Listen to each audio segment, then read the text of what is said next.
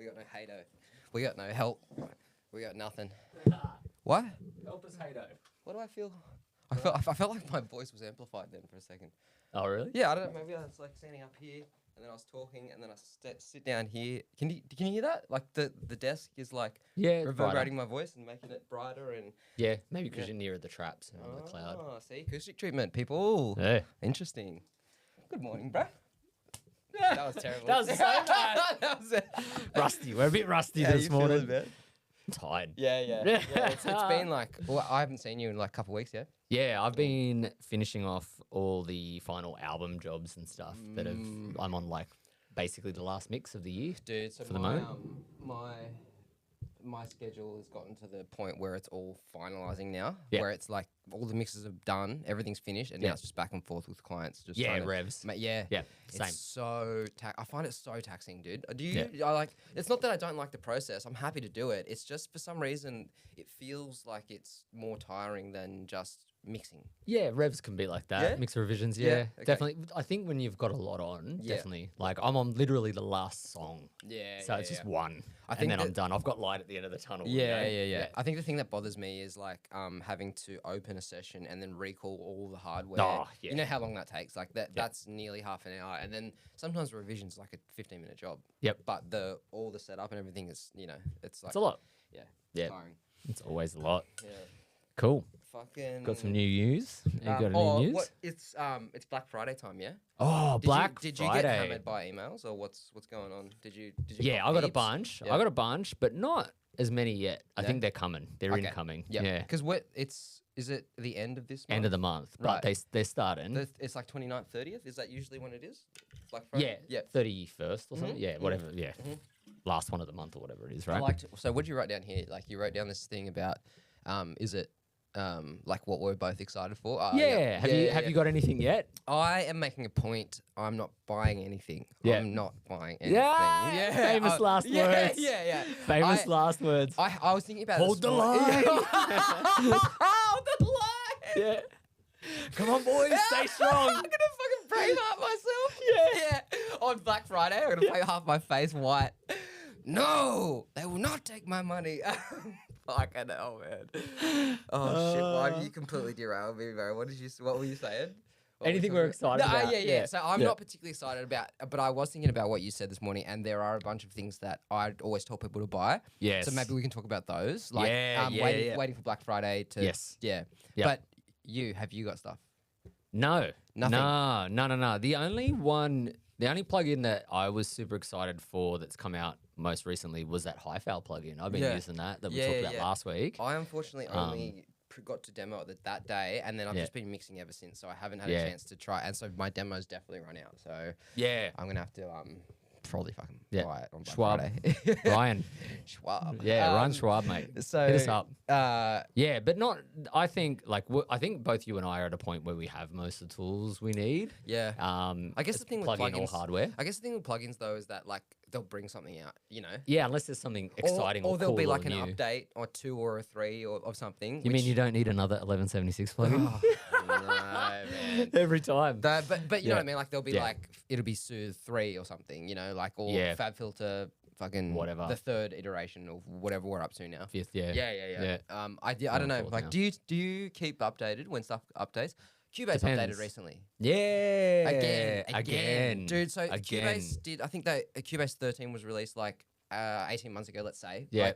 And then they put out Cubase 6 monthly. They're doing Is it 6 monthly? Yeah, so what Cubase seem to be doing now is like 14, then 14.5, and then 15, 15.5. And they keep doing it 6 monthly. They do a slight update. And now it's an interesting thing. So for those of you that watch the podcast, you should know that we both use Cubase for reasons.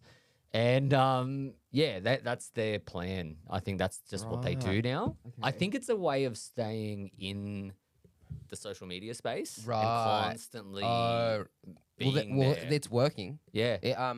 So did you see that they're doing an AI stem separator? Oh, that's cool. So DaVinci Resolve has had this for a while. Did you know that? Yes. Yeah, right. Yeah. So anyone out there, you can DaVinci Resolve which one's free? DaVinci Studio Was that the that's the paid one? Yeah, Resolve is the one you get The for free free. one. Yeah. So you can stem separate in that. Whoa. And That's it cool. works and it sounds good. It's kind of weird. So it looks like Cubase is gonna have that. Like stem separation. That's redesigned hub. That's interesting. man, it's funny though, like how much can they really pack in 6 months? Like there can't be that much new stuff. Yeah, so when I caught up with some of the guys in LA at NAMM last year, or this year, early this year, my biggest one was I want them to fix the external hardware presets. Oh, dude, tell me That's you the big one. and I complain about this all the There's time. Dom, yeah. Yep. So shout out to Dom. Yeah, and I asked him, like, he's been hammering him about it too. It's Oh, not really? Yeah. Cool. They all are. It's not a thing yet. Yep. I think they've updated a lot of synth stuff. I've noticed it's a lot of like creation stuff. I was talking to Joe at Wood River, and he was saying that it's like it seems to be like a lot of. Does Joe use Cubase as well? Yeah, Does he? yeah, Oh, sick. Seems to be a lot of a like composer creation aimed at like with all these new like plugins and that sort of shit. Which it looks cool, but I don't care. Yeah. They've got a new transit version of their transient designer, which might be cool. Oh, really? Yeah, it's got more features. I've got the hardware, so. Yeah. Does it look like kind of like they've taken some stuff like that? That EQ there looks like the Claro EQ. They've always had that. That's What is that? What is that thing? That's just their new EQ. Oh, okay, right. Yeah. And then they've got these little like modular looking things that kind of look like the Kilohertz stuff. Did you ever use the Kilohertz stuff? We were talking about it last week. That looks like Kilohertz. Those little like modular looking, like very very basic. Yeah, that is basically they've ripped that off Ableton. That's an Ableton thing for sure, was. 100%. And I'm pretty sure that's where Kilohertz started. That like look is that Ableton. Yep.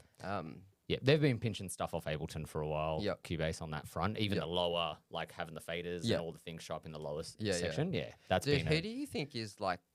Which DAW do you think is like has the most stuff in it? Cubase. I think so too. Yeah, because like Pro Tools doesn't have any of this shit. No, Pro Tools doesn't come with anything. No, you have to buy all third party stuff. Pro Tools is essentially like no options. I don't have any experience of Reaper, but I hear Reaper that. obviously has lots of stuff, but its user interfaces and stuff are atrocious. Yeah, right. And there's some things like, but you can reskin it and do all cool stuff. The way it looks is it's important. Yeah. Like so. When I first opened Pro Tools, I was just like, what is this Word document? Like, what is this Excel spreadsheet that I'm looking at? Even up until when I was teaching a couple of years ago, students would be like, students nowadays would come in and they've used FL or Ableton predominantly, maybe Reaper. Yeah. And Reaper isn't flashy looking on its own either. No. But they would get into Pro Tools and go, what's this? And like, I think that's like, it's a real sign of how far Pro Tools has been left behind. 100%. 100%, dude. And but also like, I don't need it to be colorful, flashy, pretty. I don't need my edges rounded. You know, like that Logic bullshit. Yeah. How like everything's round and like bubbly looking and like it's a toy. Yeah. Which fine. Like that shit's not for me. I don't really. Yeah. This borders on cartoonish. Like Cubase. You know, it borders on. Yeah. I like the dark mode and the colors for the tracks and stuff 100%. Being brighter. Yeah. Definitely. Like I feel that is much nicer to work on. Yeah, yes. You can have it as colorful or as dull as you want it to look, which is great. Yeah. And I that sounds like an arbitrary thing, but it makes a difference to me anyway. Totally. Yeah. Totally. But yeah, I don't think there's anything like I still haven't seen anything come out that I'm like I have to update for. The only thing that's come out in more recent ones, which was in the last version update, was the clip gaining of sections of a waveform and stuff like that. Right. That's cool. But it's not something I would use all the time. Are you still in 12 or 13? I'm in 12. Dude, so you know something that 13 has that 12 doesn't, which is fucking so sick, is you can change what type of track type it is from a stereo to a mono just by yes, man. I need that so often. That's worth it alone, isn't it? Yeah. So because that's something that comes up in nearly every session I do. Dude, right, and so you've got. You know what's funny though? That feature was in Cubase SX like 20 years ago. Right. Okay. Yeah. Okay. And they took it away. Explain what Mitch and I are talking about. So like if you're recording, you're creating either mono or stereo tracks. If you're doing it right, you're recording everything in mono. Yeah. And the stereo tracks are multiple mono tracks. Like in my opinion, that's the way to do it. Anyway, so yeah, don't be creating stereo tracks, especially if you're So if we're a kick drum or a snare drum, if you're recording mono source like a vocal and if you've got two waveforms, that's wrong. You need one waveform. It needs to be mono. Yeah. Anyway, this beginners make that mistake all the time. all the time, all the time. But yeah, so like with Cubase, like obviously, so like yeah, what we're saying is that sometimes you might have, like for instance, for me in my template, I have a certain number of stereo tracks and a certain number of mono tracks for maybe drums, right? Yep. And as I'm bouncing stuff out, I might run out of tracks, but I might want to. Someone might send me stems, and I might want to drag something onto a track that already exists in my template, but their version is a stereo and mine's a mono. And I don't, and I've already run it through like Stereo Monoizer, which picks if it's legitimately stereo. Right. Have you seen that plugin? No, I have not. So there's a plugin called Stereo Monoizer. Yeah, it's sick. It's been around for ages. A lot of people will be familiar with this. You know it's what really I do? cheap. You know what I do in this situation? What? Oh, is that it there? Yeah. What you do is you show it your stem files that a client sends you, and it analyzes them all, whether they're actually mono or a mono panned or stereo, and what they should be, and it goes, this should be mono, this should be mono, this is stereo, blah blah, and then it then splits the ones that need to be split into mono, but keeps all your original stems and puts them in a folder for you, but keeps all the other ones in the main stem, the new ones, in the main stem file, and then you just grab them and drop them into your session. Cool, that's handy, useful. It's super useful, but as I said, like say someone sends me like a drum crush mic, but theirs is a legitimate stereo for whatever reason. They've done it in stereo, but mine's typically mono. All I want to be able to do is drag that on and change it back to that track to a stereo track and drag it on. Yeah. Not create a new track. And you can't do that in 12. Yeah. You know what? You know the plugin So I might have to update. The plugin I use to check mono and stereo. What? Is these bad boys. Yeah. But for quick, like this thing is so quick. No. And it's one of those things like I can get my assistants to prep. Bro, this is like me and AudioAlign. Like it does the thing that I can do on my own, but it just does it faster. Way faster. And it organizes for you. That's what we're trying to do, is streamline and make this quick. It definitely makes it. I was just trying to burn you with that one. So doesn't hurt. Dude. Okay, so that's a situation where I would want to change a mono file to a stereo file, which I do all the time, is if I've recorded it in mono and I want to keep it in mono, but I want it to have more stereo effects. Yeah. So this is something, just an example for people at home that I do all the time, is like I'll grab a mono file and say if I want to, like I said, make it into a stereo file, I need to then right click, I need to create a stereo track, and then I need to drag that down into it, because in Cubase, if you drag that down into a new track, you can create another mono track. Yes. Yes. So I create a stereo track, put my mono information on the stereo file, and then I can use stereo plugins on my mono file. That's usually the purpose of it. Yes. So in Cubase 13, that on the on the mixer window on the side, it's just a button, like a mono stereo. Yep. Dude, that would be they such a time literally saver. had that. Yeah. Like 15, 20 years ago. Funny. In the old version. That's so weird. Yeah. And I was like, why did they ever take it away? Yeah, it's right. insane. Super annoying. Anyway, so that's a cool one. Yeah, so that's I started using 13 for that reason. Yep. 13 still it doesn't recognize, I think it's via 32-bit plugins. I think that's a thing of the past now.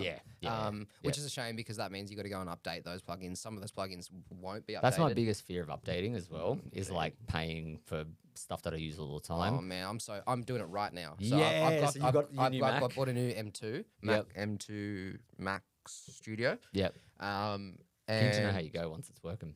I mean, the install part has been fine. It's just been days of sitting there. Yes.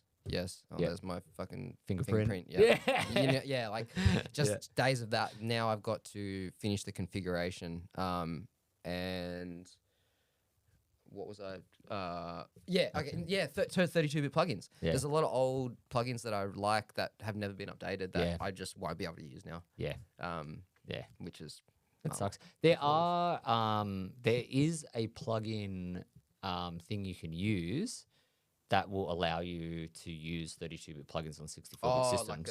Like a third-party Rosetta style thing. Yeah, there is something you can get. I've used them before. They're fine. Yeah, okay. Yeah, cool. So you can get them. Yep. I think I'd rather find workarounds for, like, just replace those plugins. Yeah, totally. Yeah, totally. One less thing to worry about. Yeah, if it's going to work properly or not. This is that AI. Let's have a quick look at this. So this is fucking whatever. putting stem separation in Cubase is very clever. Dude, it's about time they had this sort of stuff because we get asked for this shit all the time, and it's just like, I don't know, if you got a hip hop artist coming in or certain things, demoing, even just if someone sends you a demo. Yeah. I've had bands send me demos and I've put them into other stem separators to then control it a bit so they can come in and track to it. Yeah. Better, yeah. Hey, I think 2026 is the year of no more rappers in my studio. Yeah. 100%. We talked about rappers. Yeah, I think I'm done. I think I'm fully done. Hey. Yeah. Because I've had a couple clients, like even the ones who, like the guys I like, you know, they'll book 3 sessions in a month, and then I'll get a message 3 days before, and like, hey, cancel all those sessions. And I was like, I'm not the kind of person, I don't like charging people for if they cancel a session on me, because life happens, you know, shit happens. Yeah. So, who knows? I don't know what circumstances you're going through. Yeah. But when it happens all the fucking time, Yeah. and it's like I have purposefully have not booked work on those days because you booked me, which you know I'm happy to work with you, but show up. Yeah. Like anyway, but I've had a couple hit me up and ask, and I think I'm just gonna start saying no. Like I just don't think it's worth it. Yeah, that's fair. That's fair. Yeah, but apart from that, I haven't seen anything yet that I'm super excited about. Yeah. There's been some hardware releases though. Have you got anything hardware-wise that you're interested in? At the moment, I'm trying not to think about it. Yeah. Yeah. Why is that, Mitta? Oh, dude. Why is that, Mitta? Because I just buy too much shit lately. Yeah, what did you recently get? I got those Avitas EQs. Yeah. Is that the most Do you wanna- recent thing I got? Yeah, do you want to talk about that? Yeah. So I got a pair of these Avitas Audio E27.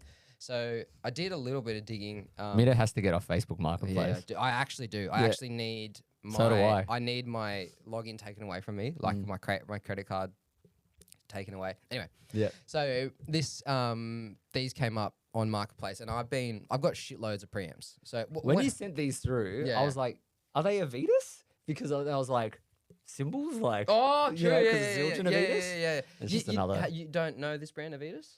I've seen them before in Yeah. people's studios, Yeah, but I yeah. was like, am I imagining that's what they were called? Yeah, and then anyway.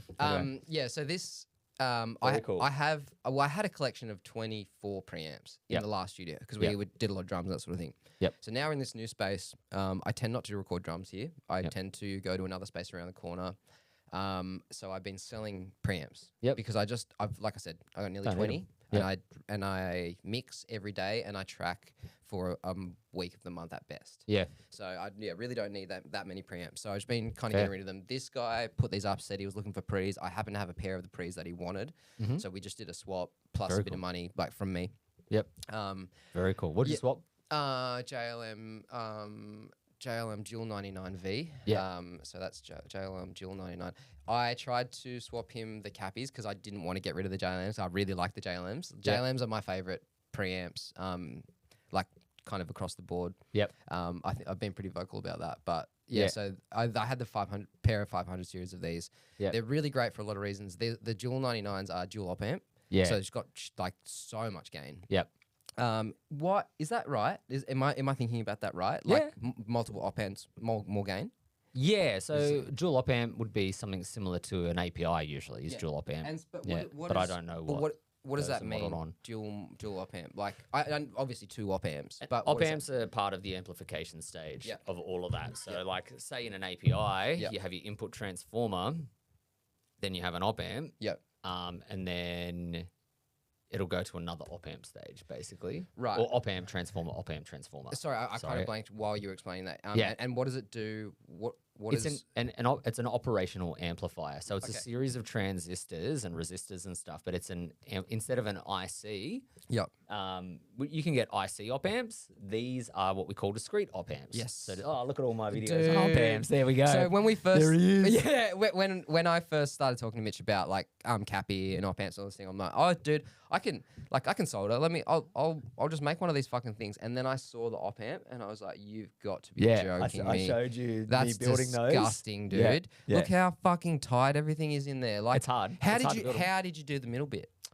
So you start in the center and Of work course out. you start in the fucking center. Yeah. Why wouldn't you start in the center? Here I am. Yeah. Like, But even on the board, like the board, so the board is like about a 50-cent It's piece. so They're very small.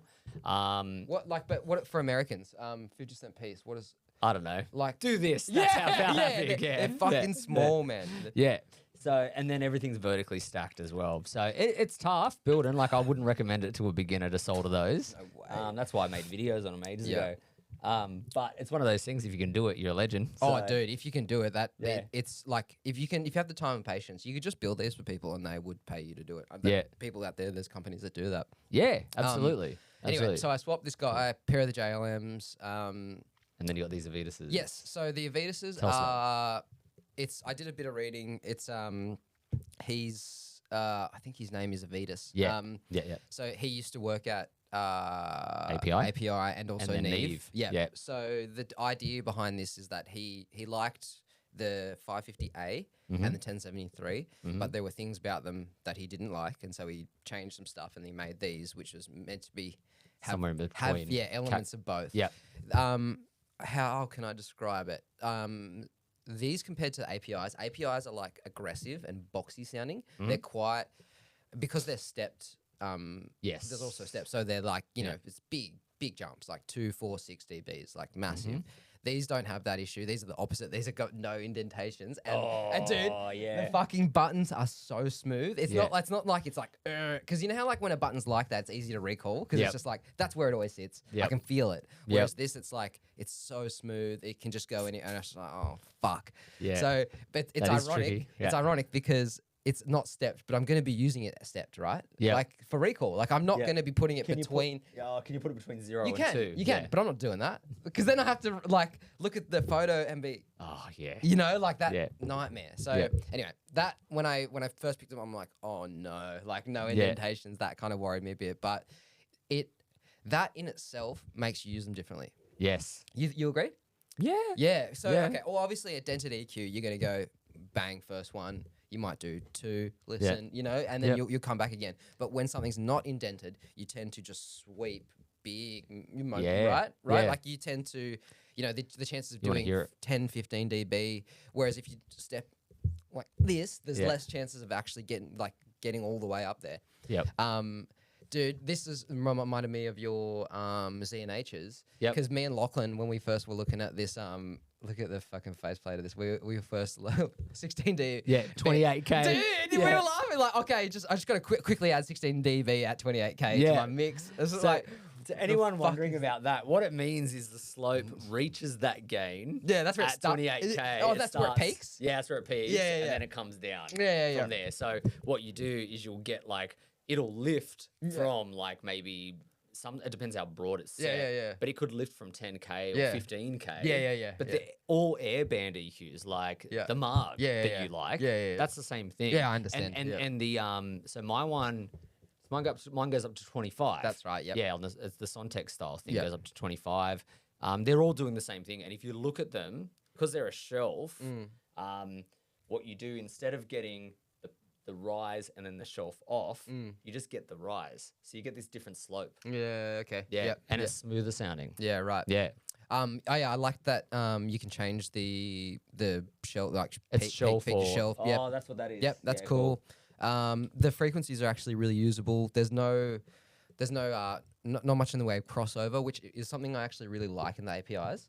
So the API 550Bs, which I have, API 550, crossover different frequencies. Yes, So it's hard to do on a 3-band, and it's a big ask, and it's unnecessary on a 3-band. Yeah, really, like, and even 4 bands, like,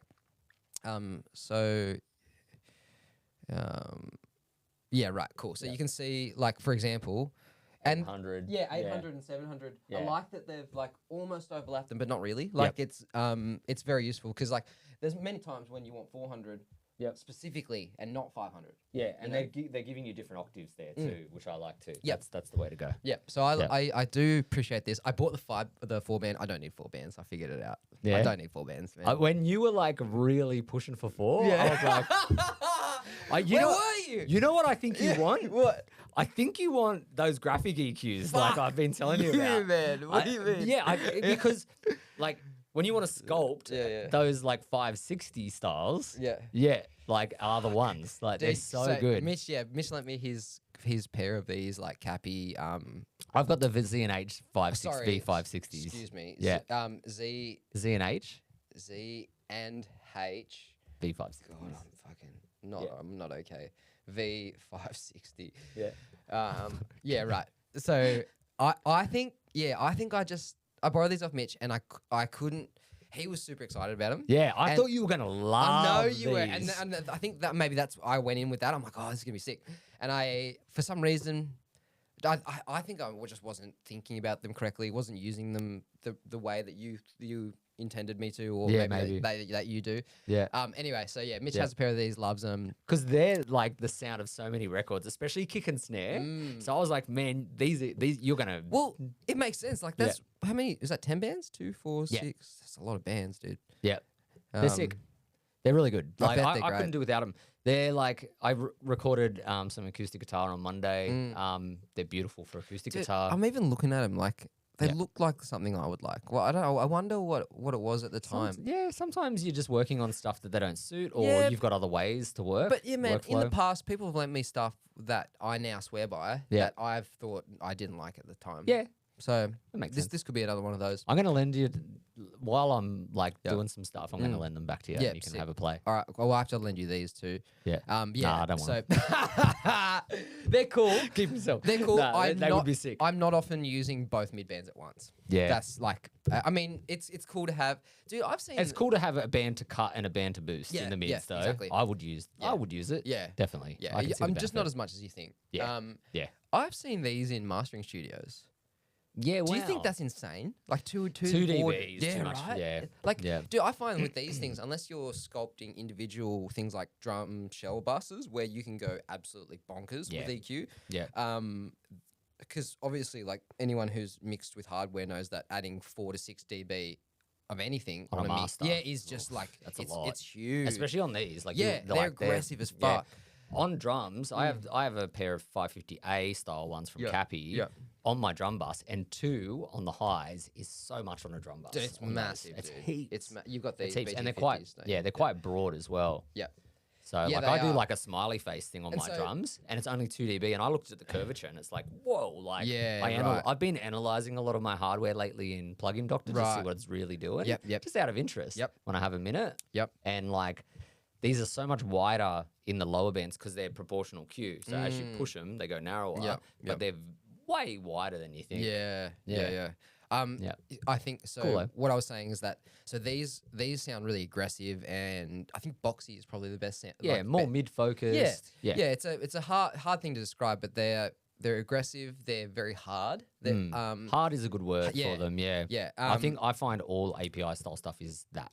Okay. Tight but hard and forward. Yep. And, So comparative to these are like smooth, like crazy smooth, which was a nice change. I think I messaged you when I bought them. I was like, I didn't need to do this. Hey, like I have so much like EQ and shit. Yeah, I don't really have that much EQ. You're starting to use more analog EQ. Yeah. I use all. I would. You use a lot. Yeah, I would use more if I had it. Fuck yeah. Fuck yeah, I would. Like I'm loving it. Like I just feel like I can make better creative moves. Yeah, and I think when you have the opportunity to hear, it's usually more additive EQ that I hear it like. The benefits? The benefits. Yes. Over subtractive EQ. Because I think we might have mentioned this before in other episodes, but you can really push analog EQ further than you can digital without it being harsh. Yep. And sometimes on some EQs, everything sounds good too. And it's just like, what are you, like, you know, when like you use a certain plug-in EQ and you're like, oh, that sounds garbage, that sounds garbage. Yeah. Some EQs, you push up the mids where you think it's going to sound boxy or bad. And you're like, that sounds cool. Dude, and then it's like, but that's cool because then it's like, well, then what do I want? Do I want a boxier kick or snare, or do I want it to sound like scooped and tight? Like, what do we got? And then it's just flavor. And that's what I'm more like starting to get into that in my mixing a lot, which is like, what character do I want? Bro, How much do I want to fuck shit up? I love an EQ where you go to take out the frequency and then you accidentally boost it and you're like, oh, that's you know cool. what I mean? Like you go to take out something like 500 hertz and then you end up putting it in and it's like, actually. Yeah. Fuck yeah. Funny enough, those 560s on drums, like when you want that like snaring. Yeah. Like I've been adding a bit more 500 in. Like, you know, since we've been talking about it, I've been going, do I want this ring to come out a bit more? And putting a bit of 500 in and just going just a touch. And it's just like, now that's cutting through a mix better and sounding cooler and more interesting. It's cool. Instead of cutting those kind of classic frequencies, you know? That's mad. Yeah. Very why cool. frequencies up to 28K? When you boost or cut a they cut got a an chosen, answer. yeah. Yeah. When you boost or cut a chosen Chosen frequency, is just shaped like a unless bell. you push the shelving button. Right, and then it's half a bell where the top of it extends beyond the selected Yeah, frequency. so it goes up and then done. flattens out. Yeah. Yeah. Yep. The very top of the That's what bell we're would talking be about. 28 kilohertz. Yep. But the curve leading up to the top starts at frequencies within the fundamentals or within 20 kilohertz. Yeah.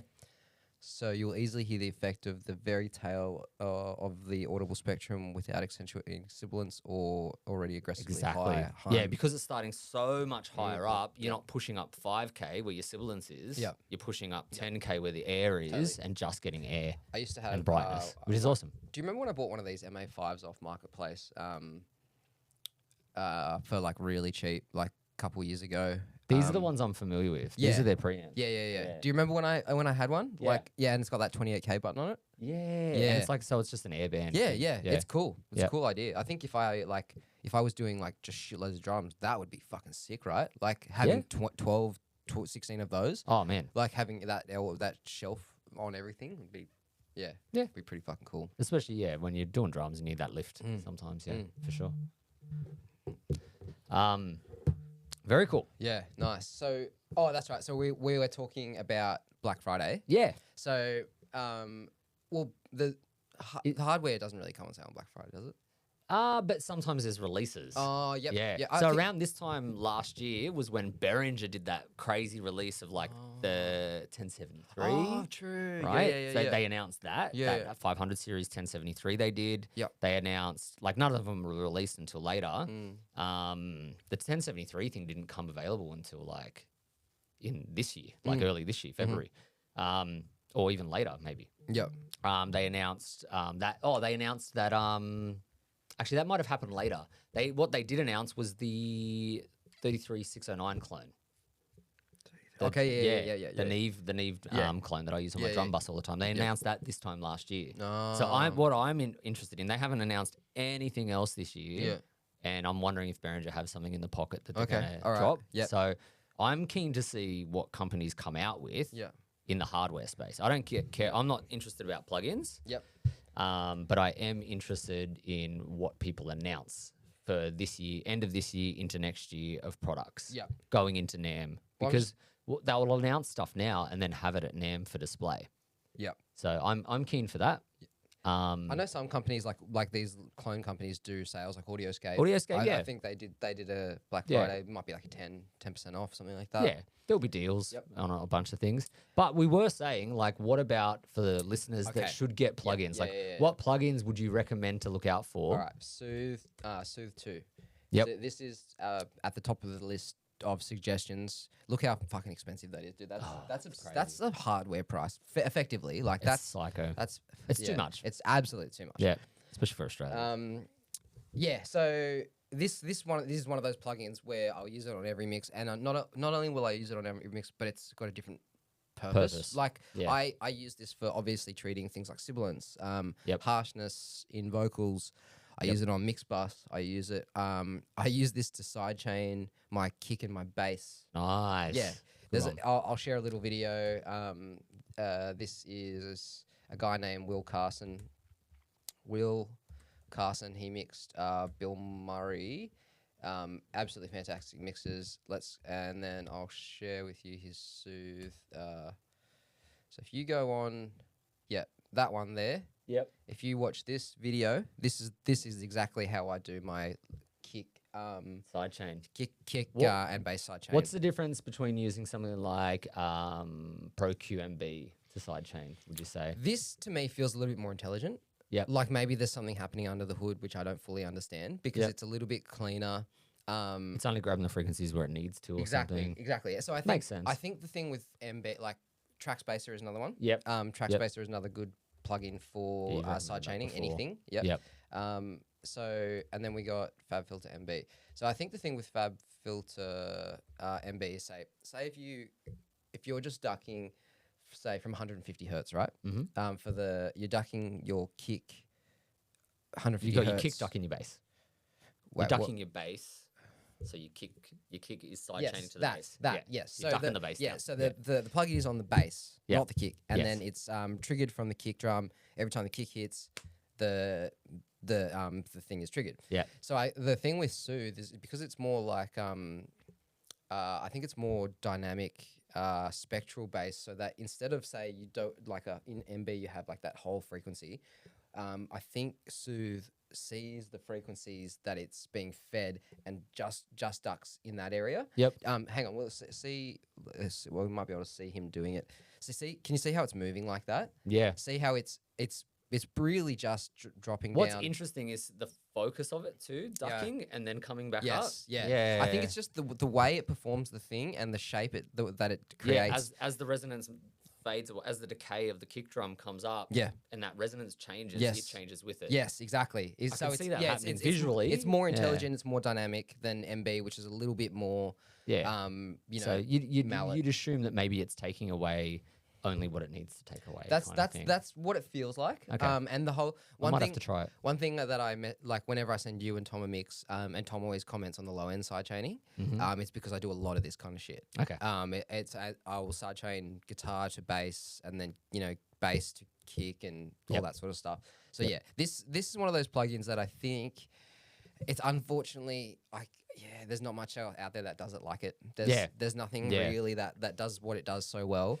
So definitely this one is but also this is one for people who have a fair solid grasp on mixing and audio. Yes. This is not for if you're not in a good mix room like that you've treated yourself, you're not going to hear what this But is even doing. if you if you don't know, if all the things I've said to you don't make any sense, don't go and buy this plugin because it's a lot of money. and Yeah, you it's a have lot of to money hear to what it's spend doing. on something that this can also wreck things. Yeah. Have you heard this wreck shit? Yep. Yeah. So if you turn that depth control up too much, it will make your shit sound like Worse. I don't know, like it was recorded through tissues or something. Like it's fucking strange. Anyway, so that one's really great. Vocal sibilants, even mixed sibilants. Yeah. Cymbals. Oh, cymbal actually, dude, harshness. I just I've used it burned on that. myself because I think I'm gonna get this. I think. Here we go. Yeah, fuck. Spiff. Damn it. Fuck! I just sold myself. I got to this website. So yeah, I think I'm gonna. This is one of those ones I'm. Why do you want Spiff? So this can do like a lot of you can boost. I was working on a mix the other day that had heaps of that. Yep. Sorry if everyone at home for this. Yep. Heaps of that. Yep. Couldn't really get rid of it. You can RX it out. Yes, Spiff will do that well. I've seen people using this on even mix for, how sometimes you mix, you get like little, like annoying kind of like, I don't know, artifacty kind of things. Yep. Yeah. And man, anything, honestly, this company, like I've used, I haven't used their Bloom. I've heard great things about this. I mean, Soothe is so good that. I've seen Spiff used on acoustic guitar recordings that were recorded bad, and it was excellent. I was like, whoa. Exactly. Like recovery sort of thing. I think one thing that I'm putting more money into these days is not stuff that makes things sound a certain way. It's things that fix problems. Yeah. Like good tools. We had a word for this, like plugins that are not, like not fun and like they don't have a sound, but they just like this. It's a tool for fixing problems. Yep. I think that's really where I'm going because the hardware collection is so good these days that I don't need a shitty 1176 knockoff plugin. No. That's going to sound way worse than everything else I've got. So I'm really looking for stuff like this that does stuff that I don't know how to do without it. So just on the subject of plugins like that, Golfos is another one of those ones. Where, we've talked about Golfos. Yeah, we have spoken about it a fair bit. Wait, is that $99? Yeah, they got it on sale. Oh shit! Okay, 50% off. Well, that's actually worth trying because I paid the top dollar for that. I paid 300 AUD. It's now up for 150 AUD. Yeah, nice. All right, so this is one of those ones. Again, this is even more in that direction of Soothe. In that, if you're not at a level, don't bother with this one. Yeah, because this is another one of those ones where I still don't really get it. I don't really know what this is doing. Yeah. It's just I set the parameters. I listen to each thing, I turn it, and then at the end, when I'm finished, I turn the plugin off, I turn it on. Oh, it's better now. Yeah. I've tested it out. Yeah? It's cool. Yeah, it's cool. If that's something you need, definitely go get it. Yeah. What about for like I don't think anyone needs beginners? this. I don't think anyone needs it. I don't think I need this either. Yeah. I think if you're tracking in a good room, you got good hardware, the harshness, if it's you tracking, it's more when other people are tracking and sending you stems. Yep. This is where This stuff one, becomes super I'm not going to recommend this one because it's a weird plugin. It is already on special. Yes. Yeah. If it's a good one if you mix a lot and you're looking for something to help you with that extra 5%. Yeah. That's where I'd recommend this, but not if you need help with the bottom end of your mixes. So what about plugins for like entry-level people getting into stuff? What do you reckon? What are your go-tos? Fab Filter is always Fab Filter right on the top of the list. Always. So there's only like 2 or 3 companies that I think that you should look at for plugins. Sountoys. Sountoys. So yes, I think always. Yeah, always. So there's two types of 60% off upgrades. Sountoys do bullshit sales. Yeah, like 50-60% off all the time. Yep. Like it's the fucking best. Yeah. If you haven't got Sountoys, Sountoys to me is like this is the closest you'll get to analog hardware sounding. Yeah, plugins. cool vibes. Yeah. Right? Am I right? Yeah. So like Devil Lock, Decap, like Decap I use every mix. all it's the on time, something. bro. Let me just have a look at this list. So products. So Their delays. Sountoys, to Echo me, Boy's on every mix. it's like they sound like analog Yeah. to me. Like Yeah. it's not as close, but The micro shifter is on every vocal mix I do. It's sometimes on bass. It does I use the it on chorus bass. thing. I use it on bass. Yeah. Devil Lock. Yeah, if you want that, like, there's lots of kids getting into 90s stuff. If you Yes. want the sound of the, like, Nirvana bass chorus, 100%. that's the micro shift has that exact plugin. A lot of that piece of hardware. A lot of really big name engineers use this stuff because there's nothing else really like it. Yeah. Like there's There's the whole point of that company, like calling it Sountoys, is exactly that. There's a bunch of sounds that you get. They're really quick and easy to slap on and use and dial in something useful. Yeah. Or something that sounds cool. Yeah, man. And this is one of those only times where I would actively say, like, these are cool plugins. These leveled up my mixing straight away. Oh, dude, because I just started making better 100%. creative decisions. Yeah. If you want, like, stuff that is, like, feels like... Analog. Yeah, feels analogy, has a very specific coloured sound. Yeah. Sountoys is it. Yeah, Like, 'cause they are modeling real analog bits of gear. Yep. All of their stuff is based on analog effects things or digital, like physical digital effects. There are a stuff handful like of things, stuff in here that I don't want to ever mix without. Like Devil Lock, I know, or never want to not have that. Yep. The Decap. Decap. I've really come to love their like reverbs. The Super Play at Space Blender is sick. Yep. Anytime I'm not sure on what to make, like if I want to make something sound fucking weird, Crystallizer. Yeah. It's like I don't know. I'm like, I don't know. Let's just fucking flick Well, through isn't this. that the thing? Like sometimes you like, especially with vocal effects, I find you're like, this needs something in this transition that sounds cool. Yep. Yeah. These are the ones. Yeah, for even sure. the EQ is actually a really smooth sounding digital haven't used that EQ. one. Yeah, it's funny because like when you start pushing with things like, for example, Fab Filter, if you use Pro Q4 and you do big shelves and that sort of thing, things start sounding strange. Yeah. Things start sounding kind of weird. Yeah. Anyway, so moving on. Yeah. If you're Definitely after this one. if you're after vibe and character, Sountoys is it. Yep. So these in Australia at least, I believe so it's $600 normally. It will go half price. Yes. Always. It might even At be least. 60% off. I think they did 70 last year. Oh my god. Yeah. Upgrades are 60% off. So that would imply that this is also going to hit 60% off. So this one is 100% worth it if you're a creative mixer. Yeah. Can you hear my stomach? Yeah. Yeah, that's wild. Yeah. So if you're someone who's a creative mixer who wants to create cool sounds, this is for you. Absolutely. If you're someone who needs really specific fucking surgical tools, Fab Filter is where it's at. 100%. Yeah. 100%.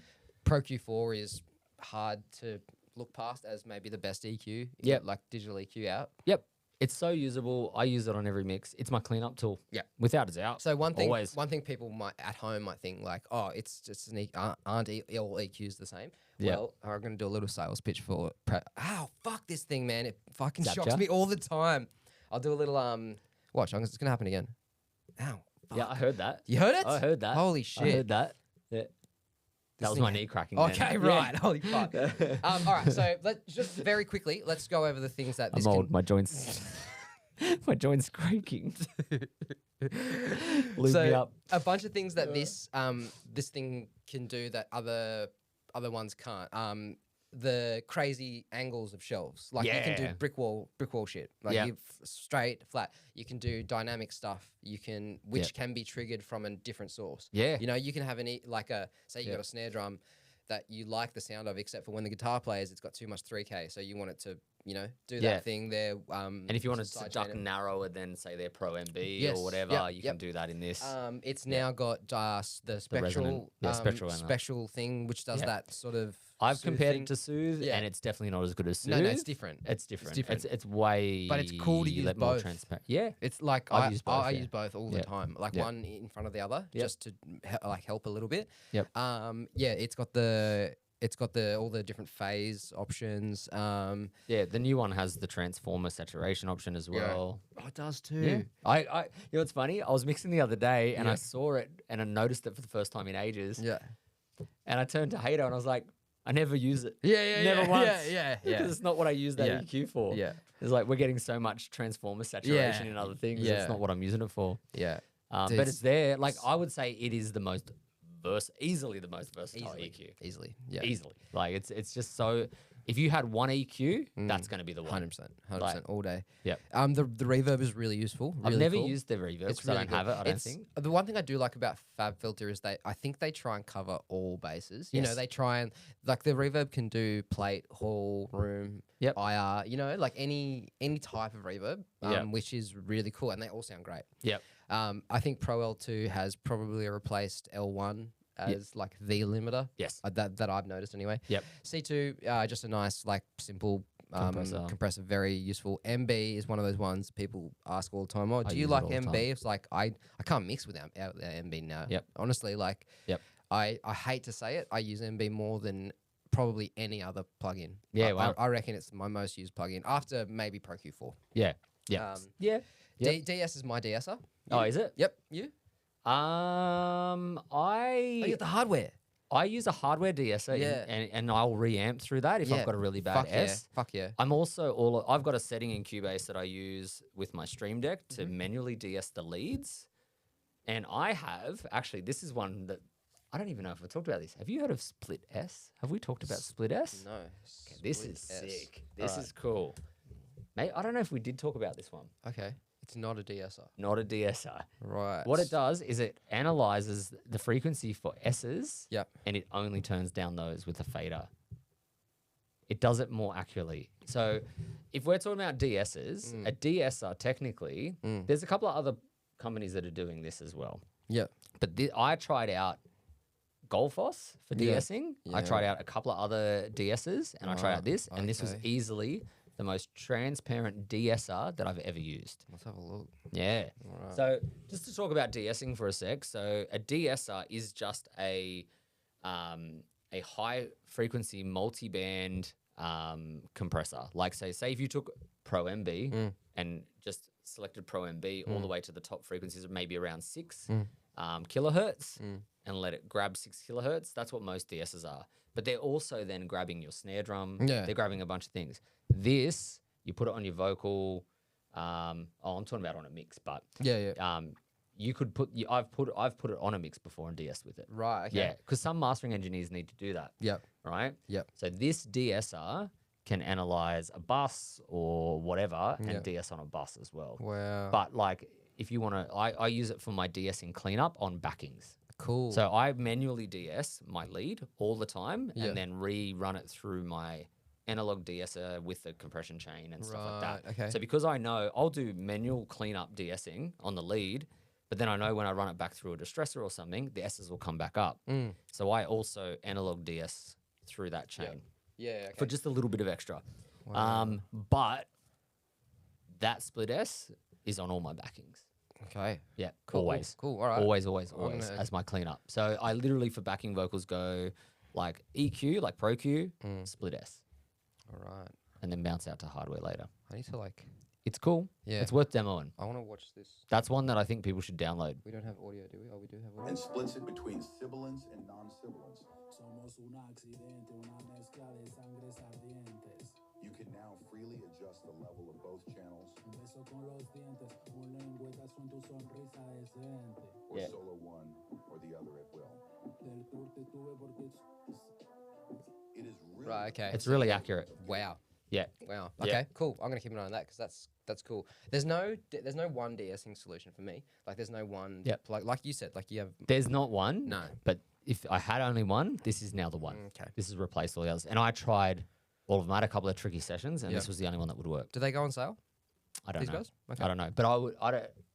How expensive is it? 67 US. Yeah, this is one that I would buy anyway. Right, If okay. I was looking to All right. buy, All right. like even if it's not on special, Right. that's one that I would have bought. Okay. Cool. Yeah. Let's just see if there's. Yeah, if they've I'm done ready it. to buy a plugin. If they've done it in the past. They're pretty new, so I don't know. They might not have yet. Yeah. Okay. Yeah. But yeah, it's a really good one. Right. Cool. Any other plugins All right. So. that you'd recommend for people for Black Friday? I'm trying to think. I've definitely got something in my brain. There's always going to be the free waves one. Yeah. So yeah, you can always grab that for yeah. fun. Yeah, and you'll only have a license for 12 months, and then the. Yeah, then I'll change it and you'll never Yeah. be able to use it again. I'm sick of filling up my plugin folders with stuff I don't use. Dude. I'm trying to think. Is there anything else that you have? Oh, Valhalla. Valhalla never. If you don't have Valhalla, but yeah. it never goes on special. No, it but it's doesn't. always only No, it $50 doesn't. bucks. But which ones are you talking about?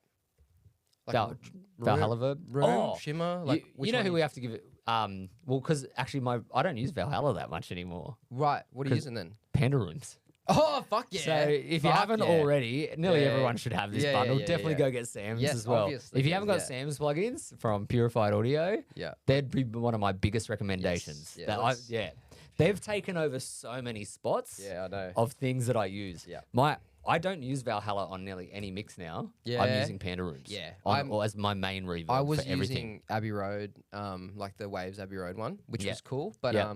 His one's way better. yeah, I think Way I better. think it's more tweakable, which is great. I like how it's quite mono sounding, and then you can just widen it. Yep. And like, because what I always liked about Valhalla, the Valhalla reverb, is that it was quite a wide sounding reverb. Super, yeah. Yeah, and I like that for snare drum and stuff Yeah, in yeah, yeah. particular.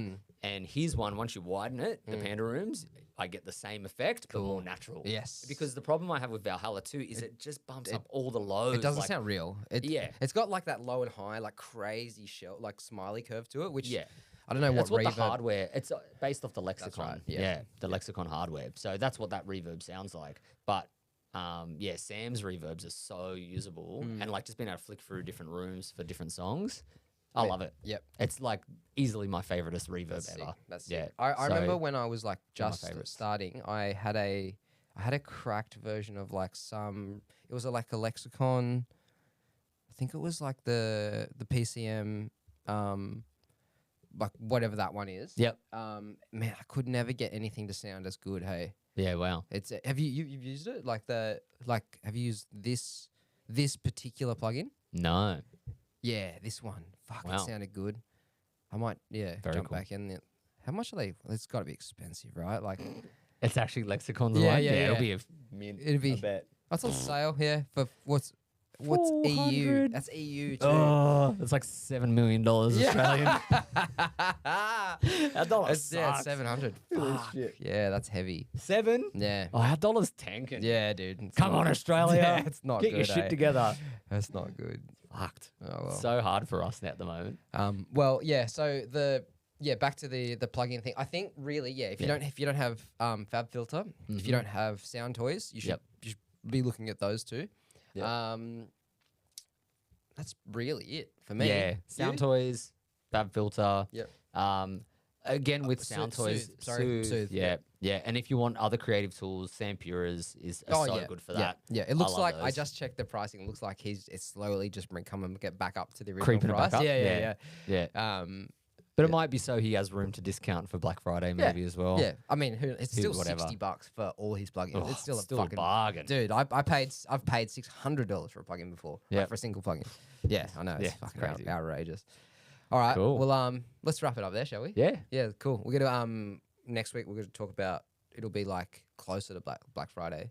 Yeah. Right. So Yeah. there'll be more stuff coming out. Yeah. Yeah. Cool. Hectic. Thanks, bro. Cool. My man. See easy. Done.